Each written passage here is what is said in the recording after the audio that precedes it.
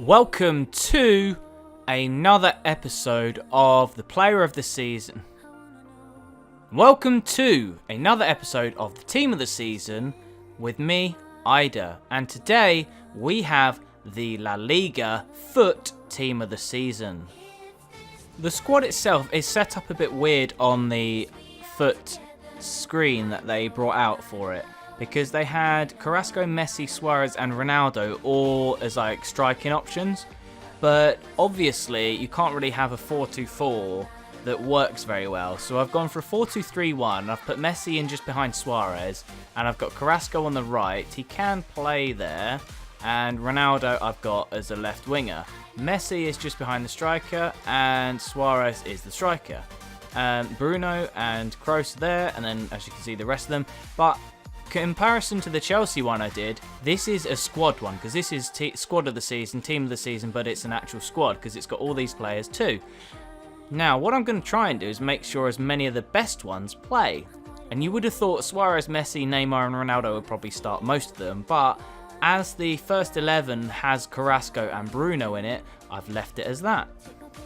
Alright, what I'm going to do is skip forward to the first game of the season, and I've chosen Chelsea again because if you look at the last go with the PFA team of the season, the fixtures are exactly the same, apart from obviously the cup ones which are randomly drawn, but we can sort of see a guideline to see what the difference is between the FUT team of the season with La Liga and the PFA team of the season in terms of this. And obviously I didn't pick that, I picked the rest of the squad myself, so maybe I could have done better with that. So what I will do for the next episode is to do one for the Premier League FUT team of the season.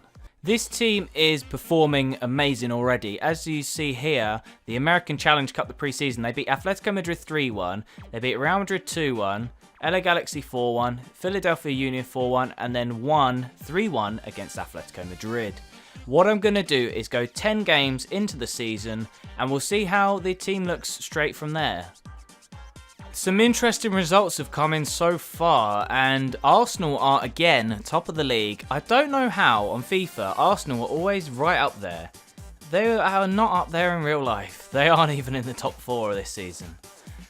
But they've won 8 and drawn 2, and our La Liga team of the season is also unbeaten with 6 less points because they've drawn 5 and won 5. Now, the table is again very odd, but it's only 10 games in. We've got Stoke and Palace at the top of the table now joining us, and Liverpool are in 13th. After 10 games, the top scorers chart is a bit strange. We've got Wijnaldum top on 7 goals, and Liverpool are 13th. And then Arsenal's top goal scorer is Cazorla with 4. Chelsea's is Messi with 4, and Isco with 4 as well. And then Suarez is there with 3, and that's it. Assist-wise, Cristiano Ronaldo has 3, and Messi has 2. Anybody else got any in the table? No. Clean sheets-wise, Oblak has kept 5, up with Mandanda and Cech also having 5. Not much else to look at so far, so I'm going to go 10 games again and see what else we can have. 20 games into the league season, and Arsenal have gone from having 2 draws to 7. Whereas Chelsea, or I should say La Liga team of the season, has lost 1 game and now has won 9 out of those 10. That's a pretty good run. They've scored 38 goals, 10 against, which is an amazing defensive record. 10 goals against in 20 games, leaving 47 points. And the rest of the table, Spurs aren't doing very well, but the rest of the sort of big teams, as you would expect, I mean, Man City aren't near the top that far, but, you know, Man U, Arsenal and Liverpool. Swansea are still up there. Palace are not up there again. Premier League goal scorers, Wijnaldum has 14 goals for Liverpool now. Messi's got 10 in 20 games. That's pretty good for the Premier League. Ronaldo and Suarez have 7 each. So the team's obviously settled down a bit better now. Assists-wise, Messi has 7 and Ronaldo has 4. I think Ronaldo had 3 after the 10 games, and now after 20 he's got 1 assist. But he has scored quite a few goals since then. Instead of skipping 10 games into the future, we are just going to skip to the end of the January transfer window. We want to see what players other teams have bought and who they've got and who maybe other teams are interested in signing off of us. We have 10 hours left in the transfer window and there are some strange deals going on at the moment. You can see in the bottom right there, we've got Bonnie gone from Man City to Real Madrid and Lucas has gone from PSG to Liverpool and Winston Reid has gone from West Ham to Arsenal. 1 hour left in the transfer window. Did any of the big teams try and sign some players to help them against the might of the La Liga team of the season? And one of them has. Arsenal signed Winston Reid and Andrezinho. Now, the other ones, let's see what they've got. Liverpool, where are they? Liverpool, they signed Lucas, as we've already seen, from PSG. Man City signed Fekir for 31 million. Man United, they've bought 2 players I've never even heard of, and I don't think I'll be even going to try and say their names. And then, last of all, Tottenham didn't sign anybody. I'm just going to sim forwards 10 more games and see where the team is after 30 league games in the Premier League. The La Liga team of the season has totally ramped it up in these last 10 games. Again, or I'd say even in the last 20 games. They've lost 2 in the last 20 and they've only drawn 1. So they've won 17 out of the last 20 games. They are on a fantastic run. They've scored 61 goals in 30 games, only conceding 18, and they have 72 points. Not only is this team doing well in the league, they are also through to the semi-final of the FA Cup.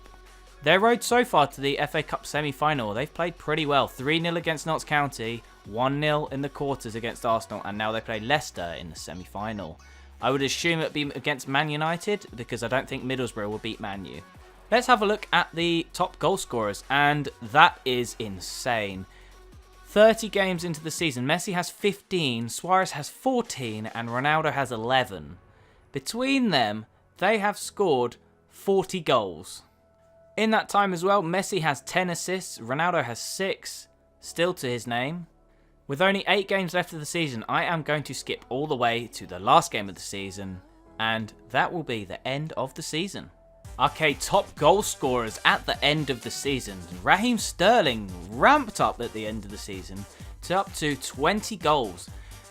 Suarez got 20 as well. Messi got 16. Ronaldo got 14. And I don't think any of the other La Liga players got anywhere near there. No, they did not. The assists, Messi got 12. Ronaldo got 8. And Casemiro ended up with 6. Now, this is the end of the season, but I'm just holding off on showing you the table because there might be a surprise. The squad did manage to get to the FA Cup final and it was a tricky one. It was 1-1 with 4-3 on penalties against Leicester. Man United has a slightly simpler route to the final, winning 2-1 against Middlesbrough. The part we have all been waiting for is the final Premier League table, and the La Liga team of the season finished as the champions of the Premier League. Only by 6 points though. But they only lost 4 games all season and 2 of those came in the last 8 games.